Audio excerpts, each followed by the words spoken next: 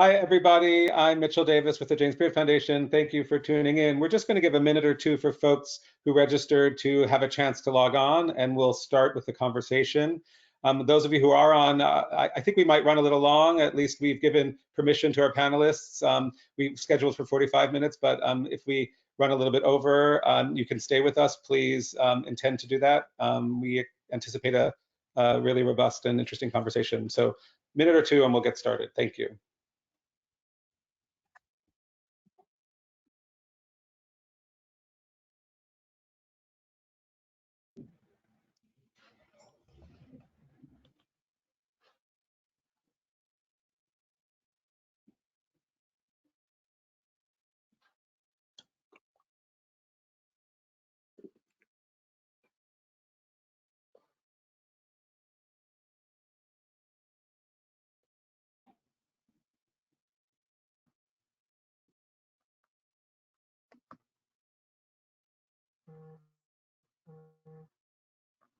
If you're just joining, we're going to wait just one more minute for folks to log in if they've registered.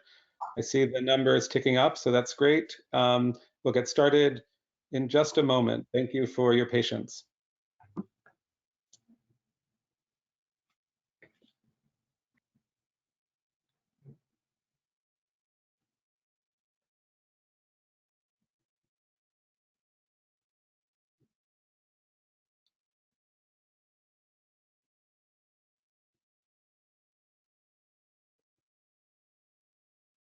Okay, we've hit 170 registrants. We have more to come, but I think we'll call that bingo and we can get started. I don't want to take up any more time than necessary.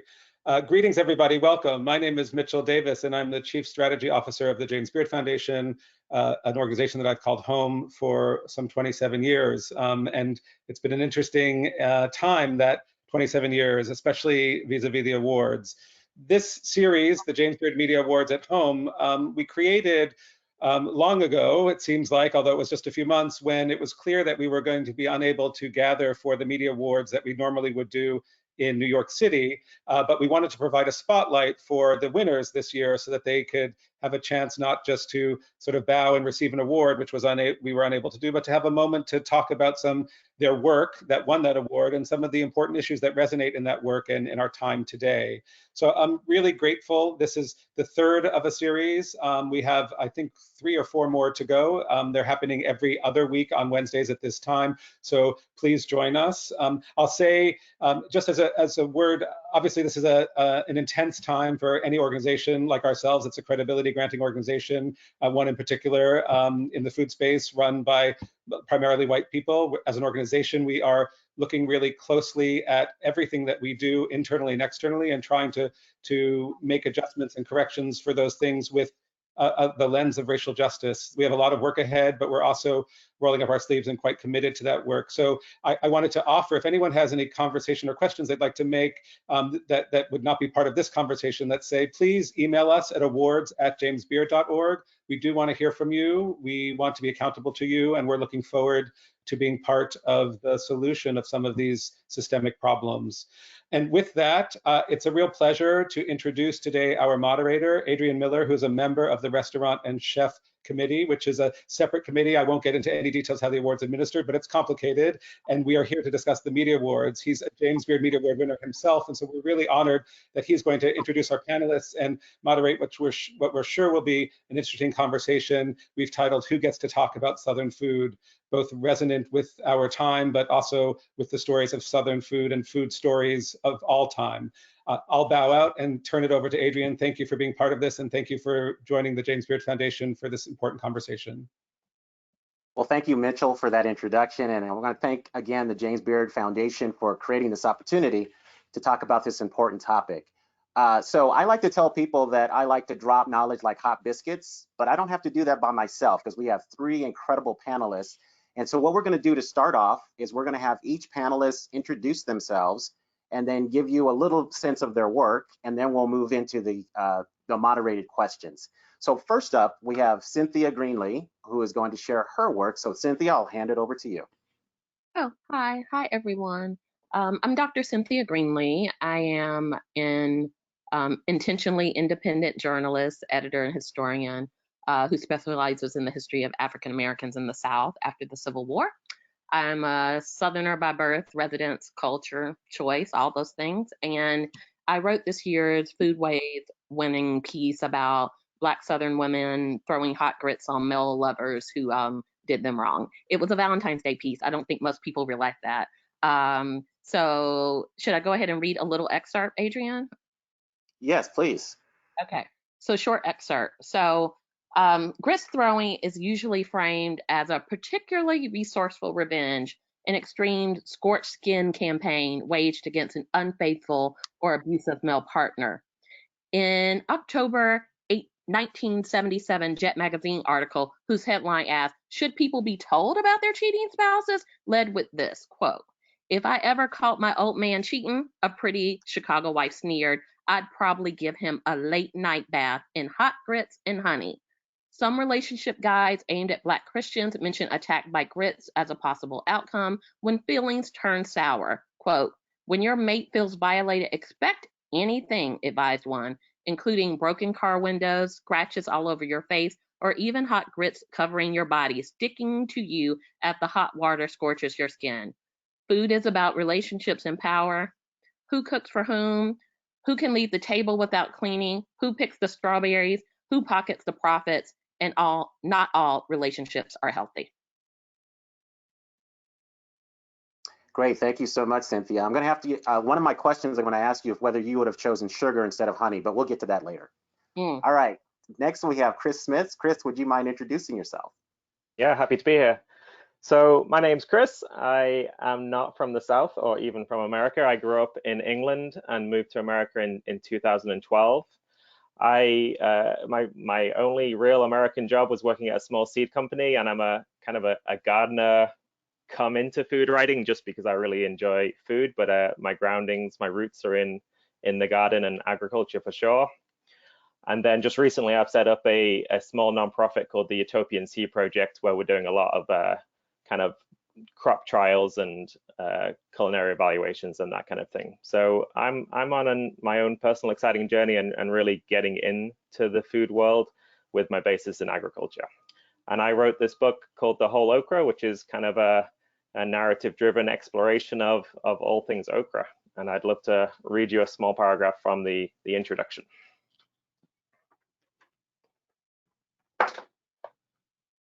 As a white British guy, I am fully aware that okra is not a part of my culture or heritage. I have, however, fallen in love with okra and have tried to approach this book with integrity and a deep appreciation of people and food. While okra is grown and enjoyed around the globe, my experiences with it are in the American South, and so I must always remember and honor all the terrible things that happened to allow okra's presence and my eventual connection with it.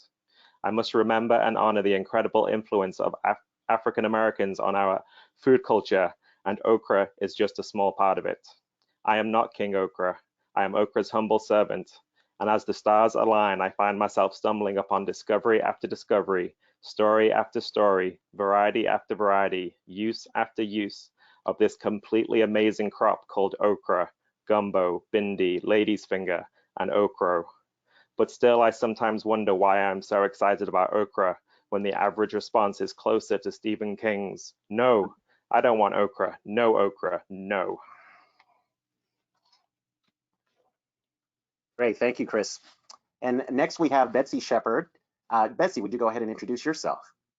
Sure, I'm happy to be here. Hello, everyone. I am a freelance radio journalist, currently working for New Orleans Public Radio and the BBC. My background is in ethnomusicology, so most of what I've done has been music writing and music programming, but within the last couple of years, I've made forays into audio documentary making, podcasting, and hard news reporting. But I was awarded a James Beard Award for a story that I did on Mahalia Jackson's Glorified Chicken franchise, which was part of a 5-episode series of gravy that I produced for the Southern Foodways Alliance on the connections between Southern music and food. And I'm going to play a clip from that.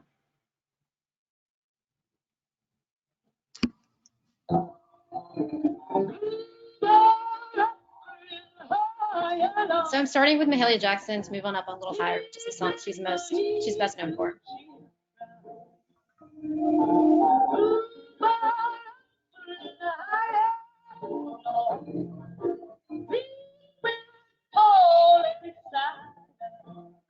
She recorded and toured the church circuit for over a decade before she landed a hit for Apollo Records with Move On Up a Little Higher, a song that became an anthem for Black upward mobility, which she achieved with earnings from the song. She got her own radio show and television program. She sang at Carnegie Hall and was appointed the official soloist of the National Baptist Convention, where she met Martin Luther King Jr. in 1956.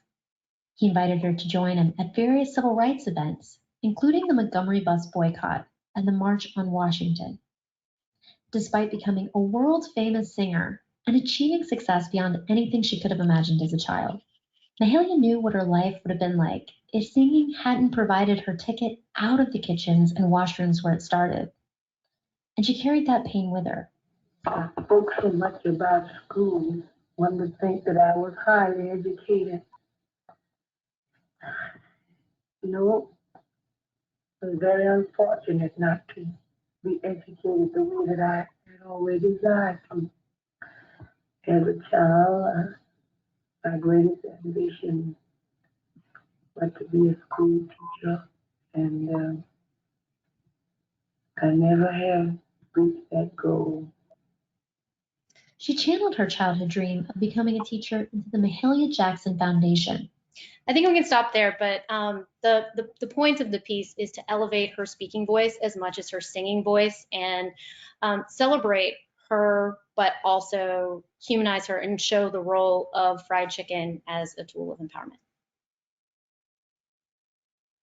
Great, thank you, Betsy. So once again, congratulations to all of you for your James Beard Awards. And also thank you for not giving us the extended remix version of your excerpts so we can get to this discussion. So thank you so much. Just a housekeeping note to underscore what Mitchell said earlier, there are a lot of important discussions happening right now in the food world.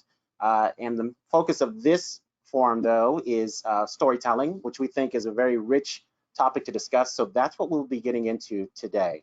So I just wanted to let you know we are mindful of all the things happening, and we're going to really focus on storytelling because I think it has a lot to bear on current events. So in addition to storytelling, we're also going to delve into issues of cultural appropriation. I think we've talked about this a lot in the restaurant context, but maybe not so much in the writing context. So we'll explore those issues as well. And then towards the end, we'll have some time for questions from you. So please use the chat feature and submit your questions. All right, first question is up for Cynthia. I want to start with you. What does it mean to be a Black Southern writer now in this moment? Okay, you're gonna start with a big one, Adrian, right? That's right. So, it strikes me that, the title of this is, who gets to talk about Southern food. And, I can't help but remark about the fact that clearly we're all winners of the Beard Award here, but I'm the only Black Southerner on this Zoom. And Black writers are so underrepresented, as well as other people of color in food media, but Black Southerners are particularly underrepresented. One thing that was a little funny after I won this Beard Award this year was that people asked me, was I going to move to New York? And which is quite provincial and quaint. But, we're also in this moment where publications, and I'm a writer as well as an editor and historian, where publications and editors really want Black writers. It prompted me, at least temporarily, right? We're having this fleeting moment. And any Black writer will often do. So a couple of weeks ago, at the beginning of June, I wrote some haikus about this. It was a haiku series for Black writers at this moment. And one of them was, all the calls for Black writers made me check the date. Is it Black History Month? And then the other part of this is that people just can't, they want Black writers, but claim they can't find them. And, I'm always amazed, slightly amused, a little disgusted by how often national publications drop in writers into the South, parachute them in from other parts of the country, but don't think to find Black writers in the region. And You know, so if I sound like a little surly about that, that's because I am, because Black Southern writers are so underrepresented among Black writers, but everybody wants to come here and write about our biscuits. Yeah. So just to follow up on that, why do you think that's the case? What do you think's going on with that? I think the case is that editors are lazy. And I also think that it's easy for us as editors, and I'm going to speak from an editorial hat here, to go to the network of people we know. And we have to continually enlarge that. And people may not think that going to your existing network is racist or exclusionary, but it is, because none of us know everyone out there who can do the work. You know, one of the things that also happened to me, and I want to be really transparent about this, after the Beard Award, is that I got a lot of people in my inbox, like within minutes, saying, I don't know who you are. Who are you? You're not part of the traditional food media, which I have to say, you know, I'm a historian and a writer who sometimes writes about food. I am food media adjacent, and, you know, my goal is to write what I like, not to necessarily impress, but also to write for my community. And so, you know, it's a moment, it's a bittersweet moment in many ways for me, in many ways. And I covet the opportunity to write as a Black Southern writer, but at the same time, I have been hit up by many what I call predator editors in the last couple of months who have no idea of what I actually really do. Okay, yeah, you kind of anticipated a question I was going to ask. Is after the Beard Award, do you see more opportunities arising for you, at least in the food media space? Not particularly. I mean, some, but also what type of opportunities are we talking about? Because, you know, when we talk about who gets to talk about food media, we're talking about who gets to be anointed, like who gets to be paid to write and print, how much you get paid, do you own your intellectual property? And so, you know, I have to say, I got, you know, a good bit of offers from editors, but they were still, many of them weren't things I would consider, because, you know, I am a freelancer and I have to eat, and I can't make my living off $250 a pop. I hear you. You're preaching to the converted. All right, thank you. So Betsy, I want to ask you this idea of who owns Southern food or who can write about Southern food. When did you first become really aware of this issue? Like, when did it really percolate in your consciousness? I would say that the first instance that gave me pause to think about it was while I was working as I was working at the Oxford American, and I was editing an article and fact checking an article that was written by a man from New York. I don't remember his name, but he was writing about this particular bowl of gumbo that's from it's from a small town outside where I grew up in Southwest Louisiana. But he talked about how unique this particular bowl of gumbo was, and he talked about how the special ingredient in this gumbo was guinea pig. And having grown up from the region, I knew that guinea gumbo was not made with pet rodents, that it was made from guinea fowl. And so that was the first time that I really thought, how did this person get to be writing about Cajun food that he really clearly has no idea what he's talking about. But like I said, my background is not so much in food writing, is more in ethnomusicology, and I came to thinking about broader ideas about cultural appropriation and representation as a amateur and eventually academic scholar of music, and was lucky enough to study under two amazing professors, Dr. Melanie Burnham and Dr. Portia Maltzby, who wrote one of the first anthologies of African American music. And they really, gave me some tools for thinking about this kind of stuff, the ethics of it, and ways to be reflexive about our role and the privilege in representing communities of which we are not a part. All right, I don't want to make an assumption. I hear a little bit of the South in your voice. Are you born in the South, born and raised in the South? Yeah, I'm speaking to you from New Orleans, but I am from a small town called Opelousas, which is about 2 hours west of New Orleans. I actually know about that place. There's a person here in Denver, Colorado from Opelousas. Hey, Yeah. probably So, know them. yeah. So tell me about when you decided to do this project on Mahalia Jackson. Was there any hesitancy, or what was kind of going through your mind as you thought about really addressing that subject, giving it honor?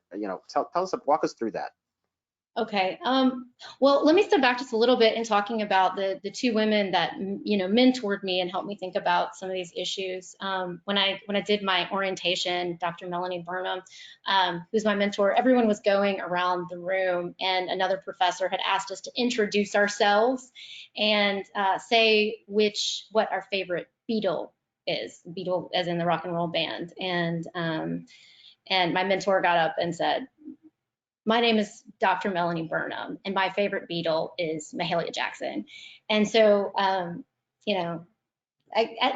then I knew that I was in the right place. But she really shared her love of Mahalia Jackson with me, and it's something that I had studied her music, and when I did this project, I was hired by the Southern Foodways Alliance to talk about the connections between food and music. And I had read an excellent, amazing essay by Alice Randall, who wrote one of the first, I believe, the first article about Mahalia Jackson's fried chicken chain, of which little is known. But she gave a talk and published an article about it, and my piece is heavily indebted to her and also to your work. The chapter on Gospel Bird from your book Soul Food. But yeah, I mean, when I decided to take this on, I really kind of saw myself as a curator in bringing together a story that showcased Mahalia Jackson as a human being who, and showing her life experience and using the power of her speaking voice to do that. So finding archival footage of her and really and curating a story that both uses her life as a lens to explore a broader cultural history of fried chicken and the way in which food can be weaponized and used as a tool for social progress and economic empowerment. Great, thank you. First of all, thanks for the shout out. You do know how to say the right things to me, and I hope the other panelists are taking a cue from what she did. So just saying that. All right, Chris. So as someone who was born and grew up outside of the United States, tell us about kind of your journey in writing about okra. Were you aware of kind of the sensitivity around speaking about this African ingredient, and kind of, what was the process for you? Yeah, so I moved to the American South, Greenville, South Carolina is where I landed in 2012, and then up to Asheville in 2013. So pretty recent history in the South from me, and I guess the short answer is no, I wasn't really aware at all. So I did come at this from a place of ignorance to a large extent. And I guess just to give a little bit of the premise of the book, a gardener kind of by trade in America, and there were a lot of things that were exciting to me when I came to the South, like kind of new to me as an individual that I couldn't have experienced in England. And a lot of those were things in the garden, including okra. So from the get-go with growing okra, I was just very excited about it as a crop. And what I would do is I would share that excitement with people that I would meet in work and friends and whatnot. And I'd keep getting this recurrent response of like the typical slimy okra, I hate that response. And I came up against that all the time. And I was like, but okra is so great. And I just didn't get it. And I again, ignorance here, I just didn't understand why I had fallen in love with this awesome crop. And everyone around me was giving me weird looks for enjoying that crop. So that kind of sparked my inquisitive journey to try and kind of read more into okra. And I think from the get-go, I was looking at it in a broader lens of like its international scope, because okra is grown across most of the subtropical regions of the world, and maybe that's because I'm not American born, and just naturally that seemed seemed a good way to look at okra. And yeah, I just, there's okra flower tea out of China, and in Korea they have a tradition of using the roots to make and thicken paper, and in Nigeria they have an okra leaf soup, and there's just like all this wonderful international knowledge around okra that I started digging into. And I guess as I started writing the book, there wasn't an aha moment where I was like, "Ooh, that this has got like some serious connotations as a Southern food." But there was more of like a slow dawning realization of who I was as a British white guy and what I was writing about in the context of food in the American South, and that kind of like that grew in me as kind of a deep anxiety that has carried through to where I am today, of like, I guess really asking the question is of this very webinar, should I be writing a book on okra as somebody that is completely outside of the American South? Not just I'm white, I'm also white and non-Southern, non-American in general. So that was something that I started thinking about as I was writing the book, and it quickly became clear to me that, one, there's no way to write about okra without talking about the African American experience, even if that's not the focus of the book. And two, if I'm going to speak about the African American experience as an outsider, then I really need to bring in voices and people that can speak about that with some level of authenticity and integrity. So that was like my realization through the process of my ignorant journey into this learning, and I'm really trying to play catch up. And there's this term in gardening and in permaculture, they say the best time to plant a tree is 10 years ago and the second best time is today. Well, I didn't plant my tree 10 years ago, but I'm trying to do it today. Great. And tell us, did you pitch the book to a publisher, or did somebody bring the project to you? How did you actually get to the point where you wanted to write about this? Yeah, good question. So I did not, well, I ended up pitching the book, but I started I give presentations at agricultural conferences kind of across the Southeast, and usually they're on gardening related topics, and I started presenting one on okra just as kind of my passion food project. And there was an editor from Chelsea Green, which is a Northeastern publisher, who happened to see one of my presentations and came up to me afterwards and said, "Hey, this would make a good book. Are you interested in writing a book?" I have a master's in creative writing, but had never really taken the fiction anywhere, so it was exciting to think about writing a book. I hadn't thought about it before. I think without that suggestion, I probably would never have written a book about okra. But she invited me to submit a proposal, and then I went through the steps from there. Yeah. So now looking back on it all, you've won this prestigious award for the work. Is there anything that you would do differently if you had a chance?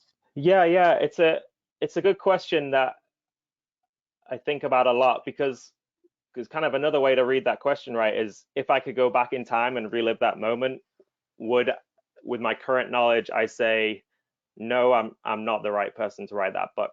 And I think with some types of books or articles, then the answer would probably be no, I'm not the right person. Like if the book had been, do you want to write about the African American history of okra, I would be like, that's crazy that you're asking me to write this. There's way more qualified people to write this. Again, the focus of the book wasn't even the South. I just happened to be living in the South, and that became a component of it. So I think about the next book, right? That's maybe a better way to think about this. If somebody came up to me and said, do you want to write the history, African American history of the Southern pea, then again, I would say no. But what if they said, do you want to write about brassicas? I would be like, well, that could be an interesting book. And there's no way I could write about brassicas without having a chapter on collards. And there's no way I could write about collards without speaking to the African American experience. And again, there's been such a fantastic influence in the culture and the cuisine around collards from African Americans. Then I'd have to address it, and I'd probably take a similar approach as I did with okra, I'd probably reach out to African American chefs and African American food writers and try and tell the story through their perspective to bring that level of integrity to the conversation. So I think that's where I fall on it as a white outside author. Right. Okay, so Chris's comments do raise these questions about, we often think of this question about who can write about Southern food in a racial lens, but I think there's a geographic lens as well. I know that I had some trepidation as a person from Denver, Colorado, which immediately loses me all street cred on the subject of Southern food, writing about soul food. So I wanted to ask Cynthia and Betsy, what do you think about this idea of people outside the South writing about Southern food? I'm of several minds about it. So, and I kind of have rules. I just posted about this on Facebook the other day. If you feel discomfort, then you need to stop and think about it and really consider whether you are the person. If you are a person who does not have meaningful relationships with the South or Southerners, and particularly Black Southerners, I think you should probably abstain. If you are a person who hasn't done deep research, I think you should see if other people have done it. And I think that no one owns the history of the South, but some of us have a bigger stake in it, and some of us do not have a seat at that table, that horrible metaphor that we're so fond of in the food industry.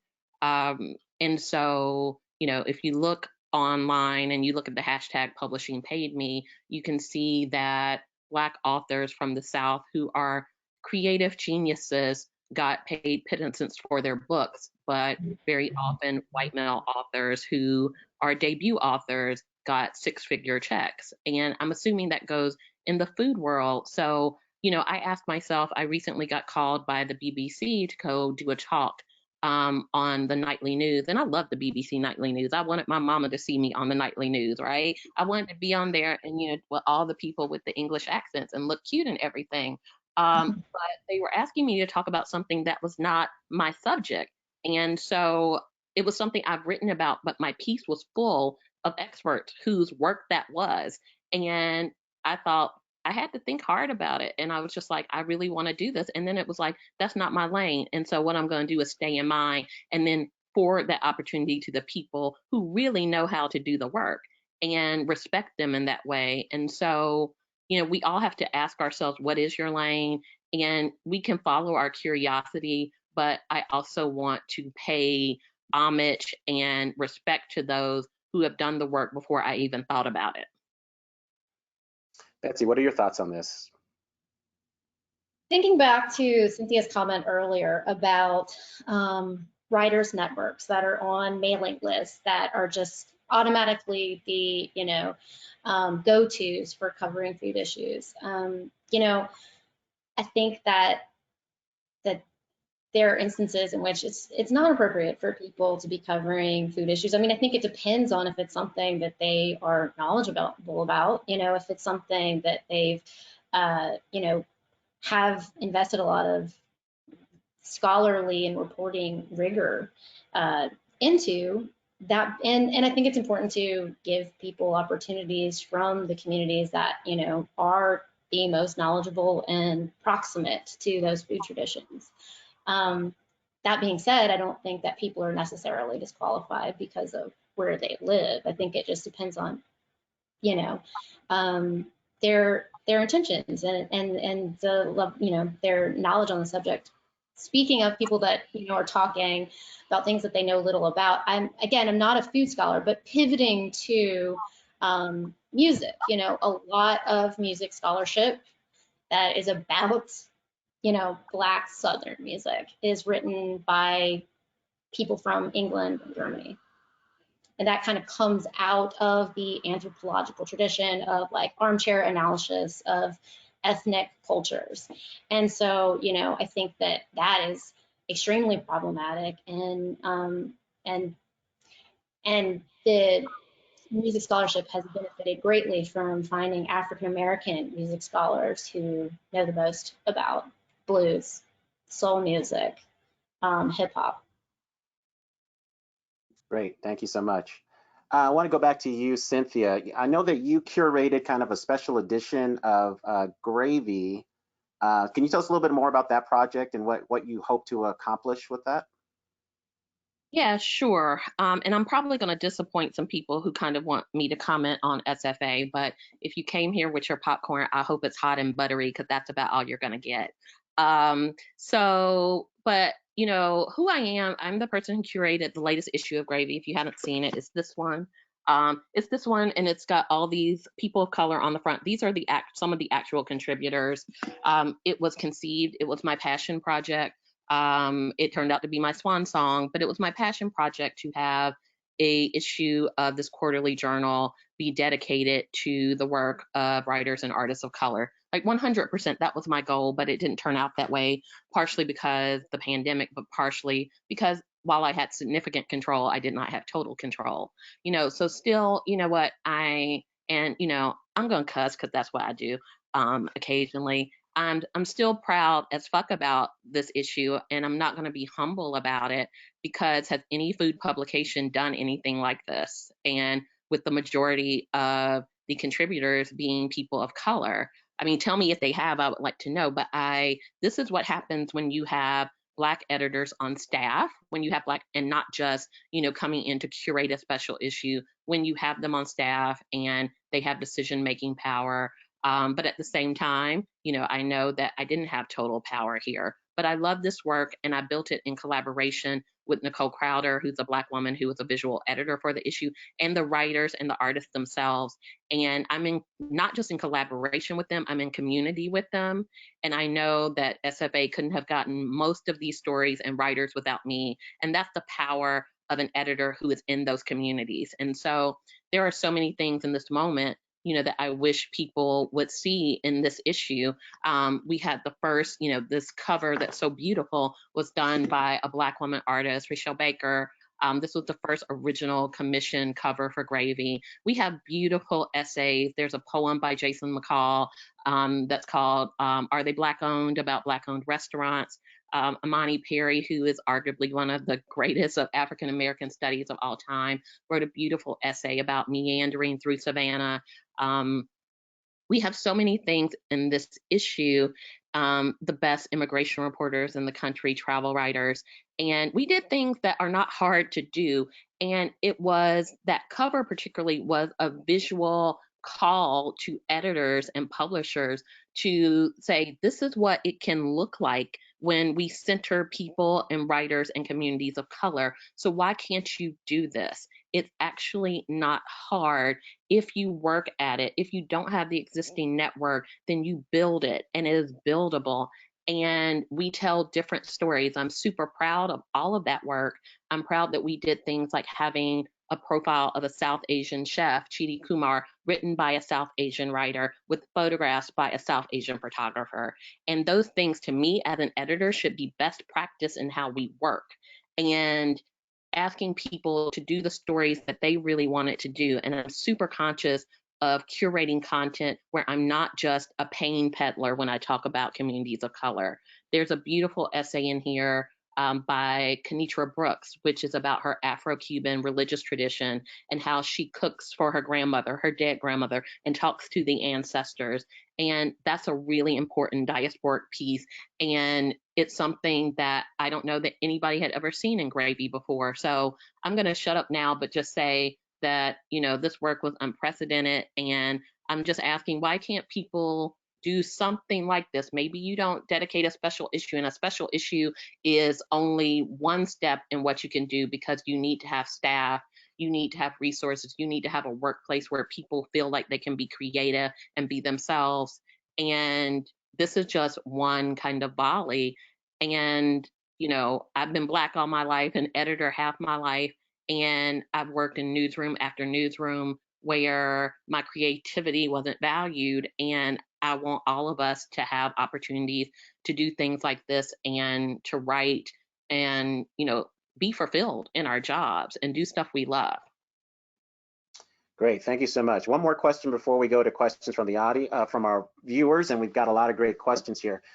For Chris and Betsy, I always like to give people a sense of what could be a possible future where we have diverse storytelling, people feel like they have opportunities. Cynthia has kind of laid out some of that groundwork. What are your thoughts on that? How can we get to a place where we no longer have to ask this question because we have a diverse coverage and people feel like they have opportunities to tell their stories? Yeah, in thinking through what we were going to talk about today, then something became really clear to me, and I guess it's embarrassing that it's only recently become that clear, but there's two different narratives to how I got to this point. One is like the egocentric narrative where, you know, I came from England and it took a while to get a work visa, so I started volunteering on farms, and that led to a job in a seed company, which led to me working weekends at conferences, and I learned a lot and I worked hard and I did this and that and the other, and I got a book contract, and it's part of my dream because I have this master's that I wasn't using. You know, I wrote the book at 4 o'clock in the morning with a 3-month-old on my lap, and it's like this, you know, that's my egocentric narrative of like, I did this and I deserve this. And I think that's a powerful personal narrative for me, and I think it can be true, but it's got to be seen in conjunction with the other narrative, which I'm coming to terms with and is the truth, and this is what needs to change. And it's the narrative that I came to America as an immigrant with almost no barriers to my entry into the community because I'm white, and I got a job at an all-white owned seed company, and I went to Southern conferences on agriculture that were mainly run by white-led organizations governed by white boards with white attendees. And when I started presenting at those conferences, I was presenting to a white audience. And then a white editor from a mainly white publishing company came to one of those white-centric conferences and saw me as a white teacher and offered me a book contract, which then, well, it didn't offer me a book contract, but led to a book contract, which then got picked up by the white-led James Beard Foundation and won an award. And so I am at every step along the way here because of my white privilege. And if that's not an example of systemic racism, I don't know what is. And the true realization here is pretty much exactly what Cynthia's just said, is at any step along that way, if there had been a Black person in a position of power, then it could have changed the whole narrative. And while that may have led to me not writing a book on okra, that's a sacrifice, right? That could lead to a much broadening of this food media landscape, which can only lift everything up, like more writers of all colors. And you know, it shouldn't be an economic barrier to write a book. It shouldn't be a racial barrier to write a book. There shouldn't be any barriers to following a passion project through. But at the moment, there's a lot of barriers that I didn't face because I'm white. And so that's not necessarily an answer on how to change all those things, but it's all those things need to change at all those levels. And maybe the answer is getting Black people in positions of power at all levels throughout the process would really, really help. Yeah, thank you. Betsy, what are your thoughts on that? I think that, you know, in the topic we had mentioned cultural exchange, and I think that that is so important, and I think that important journalism can happen across fields of difference. But I think that we also have to recognize that the power structures that we're operating within are systematically, practicing racism, and there are structures of white hegemony that inherently make that power dynamic of the person telling the story and the person whose story being told unequal, and we need to do what we can working within that to make sure that, our colleagues, our bosses are recruiting as many diverse voices as possible. We also need to make sure that these, media organizations, arts organizations, cultural organizations are doing everything they can to make sure that the audience that they're serving is also diverse. That's one thing we haven't really talked about yet. But, we need to displace the whiteness as the norm from within these institutions. And I mean, I've never really been in a managerial position, so I can't really speak to recruitment strategies. But as a journalist, one of my, imperatives has been to cover underrepresented voices.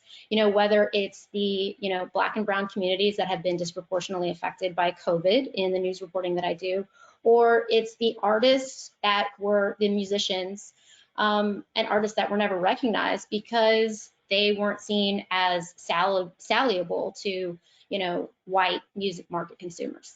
And so, trying to do what I can as a reporter to do work that is a corrective to those untold stories. But one thing, I just want to mention one more thing. I know we're going to audience questions, but one thing that we did in ethnography when I was in graduate school, really working actively as an ethnomusicologist and field worker, is we went to the communities that we were reporting on, whether it be across racial, culture, language barriers, and we presented the work that we had done to them. We shared authorship with the people that we were interviewing, and we also let them critique us and our representation of them, and that's not something that you get in the media. In fact, there are often editorial rules about not showing your work to the people that you're reporting on before it's published. And I think that, we in this idea of holding ourselves up to self-critique in the practice of representing other people, we need to let other people critique us as journalists, reporters.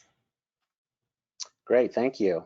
So we do have some questions. So this question first is for Betsy and Chris.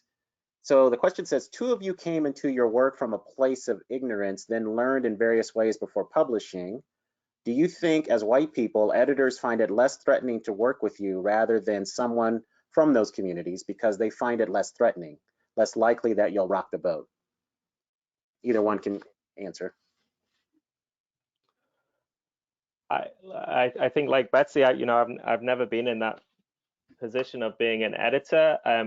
I did speak to my editor and my publisher ahead of this, and they conveyed that they chose me, and I've already kind of laid out how we came to be together, and that's a systemic problem that needs to be addressed. But in terms of that actual editorial meeting where they sat down and were like, okay, this is a good book, then they said they just liked my passion and enthusiasm for the book, and the fact that I was growing and experimenting with a lot of variety. So they felt like I was in a position to write it.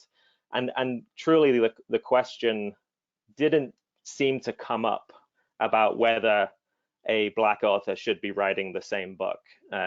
So I don't think there was a question of like a conscious preference in choosing me over somebody else, and that might be a very unique example in this relationship. And it's my first book, and I'm not really strongly in food media outside of this book. So yeah, that's that's kind of what I know on that. I don't know if Betsy's got stuff to add. I mean, I suspect that that's very possible, and in some cases probably true. I hate that idea. Most of the jobs that I've gotten have been through professional networks in which people were not actively recruiting people of color. But I will say that in this particular instance, I'm talking about the Mahalia Jackson story. It was based on a Southern Foodways story that had already been printed, and I had been hired to basically produce it for a different platform and to help it find a new audience, an audience of podcast listeners. And so, my attempt was to build on the work that had already been done by Alice Randall and Adrienne Miller, and package it in a way that people could hear these different voices and benefit from the scholarship that they might not have otherwise heard in a print format. But yeah, I mean, that is something that I think about, and I think that there are much better African American music scholars out there than me. Great. Okay, our next question is great. A lot of the discussion has been about Black and white writers, but I'm curious where you feel writers of different cultural backgrounds fit into the dialogue of Southern food. This is for everyone, Native Americans, Latinx, because the South has been diverse before, but it's even more diverse now. So any thoughts about that? How that fits into this this question? All right, I'm gonna call on people. I'll go Cynthia first. We can't hear you, Cynthia. Okay, my cat was meowing a lot. Okay. So of course, writers of color who are outside the black, white binary deserve to be amplified. You know, I live in North Carolina where the Latinx population went up 400% between 1990 and 2000. And so that is, you know, a demographic trend that we have to address, but wouldn't it be even better if we have Latinx writers doing it? And so that's something that I certainly have worked on recruiting Native American writers, looking for them as well. And I think that, you know, there are so many stories about the South that we don't see because we're invested in the binary. But, you know, the South has always been multiracial, like from, you know, time immemorial, even before the American Republic was established. And so, you know, there's definitely more work to be done. But, you know, one thing that I often think about, Adrian, is that food editors tend to assume, and editors tend to assume that I think folks who have a recent family immigration history to this country, that they have access to a cuisine that they can write about with authority. So Asian Americans can write about Asian American, their particular Korean American or Vietnamese American cuisine.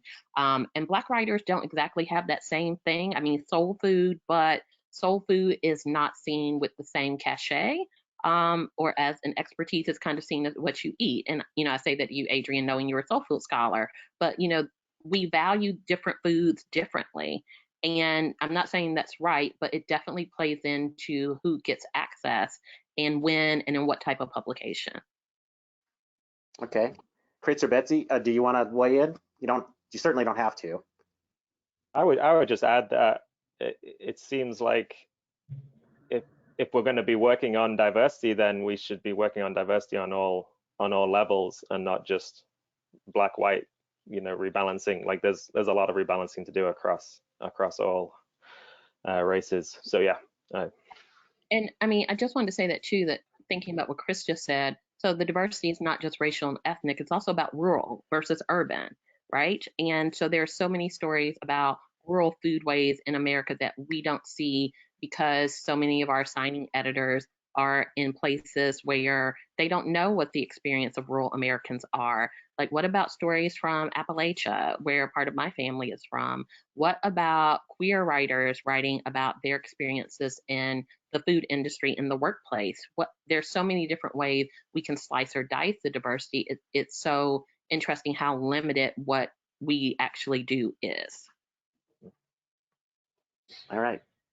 Yeah, I was just gonna say, I mean, I think that the fact that we're having this conversation, you know, we've made so little progress in just giving credit to the, you know, Black and brown people that contributed to Southern cuisine, that it's really kind of prevented us from looking at the, you know, broad diversity within Southern cuisine, and thinking about, as Cynthia put it, you know, just in terms of this black-white binary, you know, thinking of Southern food as soul food and Creole food, but, you know, not really acknowledging all of the, you know, areas that have, you know, grown up since then.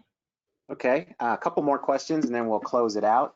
And that goes to something you just said, Betsy. Is there something to be said for the writer being the quote unquote third place for reporting on both the white and Black origins while inhabiting a space in which the writer is neither?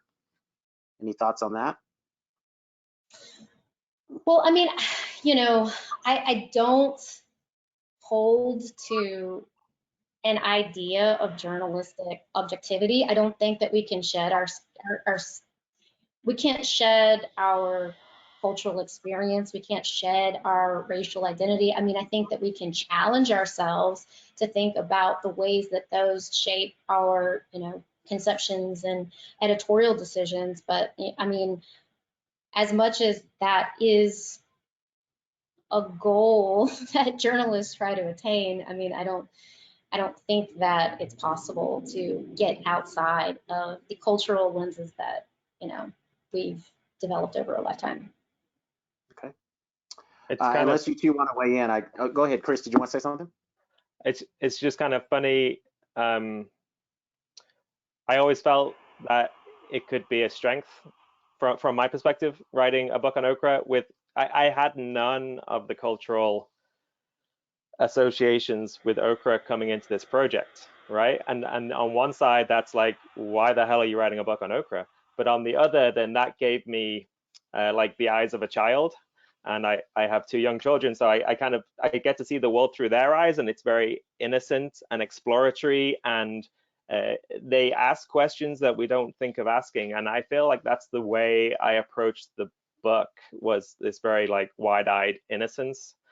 And so that's kind of like a complete spin on one way to be. Certainly not fully objective. I wrote myself into the book. It was first-person narrative. But certainly a different perspective. Yeah. Cynthia, unless you have something directly to say, I have a direct question for you, so I can pivot to that question. Okay.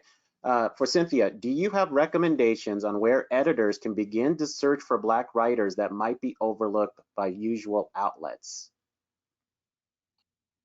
Well, I mean, first of all, I mean, I kind of have mixed feelings about you asking me that question, because I get asked to do this kind of work for people all the time, and I actually do it as a consultant, really. But anyway, so there's some really easy places, like on Twitter, there's writers of color, right? Which people, editors say, hey, I want somebody to write this, but you have to do the work, and what that also means is doing a lot of reading, right?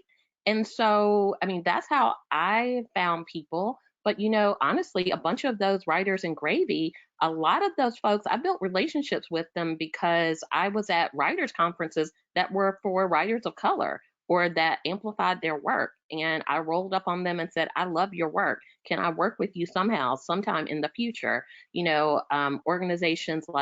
Following organizations like BONA, which is Voices of Our Nation, which is the only, as far as I know, writing workshop that's for all writers of color across, whatever their race or ethnicity is. I met some of the people in that issue at the Jack Jones Literary Retreat, or Culture 2 gathering, which was for art critics of color. And so you have to put yourself in places, you have to read, and you have to put yourself out. But once you develop a practice of looking for people, it just becomes part of your daily practice. And because it's really not that hard, but you have to try. Or they could just hire you as a consultant, right? We should put that out. But, all right. To close this out, I just want you to briefly tell us what you're working on right now, if you're doing, especially if you're doing something pandemic or related to the racial justice protests. Just want to hear what y'all are working on. I'll start with Betsy. So I've been doing coronavirus coverage and also protest coverage for the local NPR station. I'm also producing a podcast for them about an armed resistance group that came out of rural Louisiana and were the first to champion Black power and kind of change the tenor of the civil rights movement to be more about self-determination. Great. All right, Chris. Yeah, I'm slowly chipping away at putting together a second book proposal that is looking at a much wider range of vegetables that we grow in the garden, but keeping the theme of exploring how to use the entire vegetable, which is kind of like the underlying theme of the okra book. It's like, oh, we can eat the entire plant. It's not just this small green pod. So kind of applying that theory to the whole garden. Great. Okay, Cynthia, what do you got going on? So I'm doing promo work, starting to do promo work for an anthology of Black women and non-binary writers called the Echoing Ida Collection that will be dropping early next year. It's a collection of Black writers writing about reproductive justice and social justice. So just doing the prep for that, but also writing things like a short history of pimento cheese, which I kind of got obsessed with, and working on a book project that has nothing to do with food, but there will be a forthcoming project that's a series of essays about Black Southern identity, love, and loss. Great. Well, we just want to thank all of you for joining us. Congratulations again on your James Beard Awards. So thank you, Dr. Cynthia Greenlee, Chris Smith, Betsy Shepherd. We really appreciated your time and insight. And I want to thank all of you who tuned in to watch today.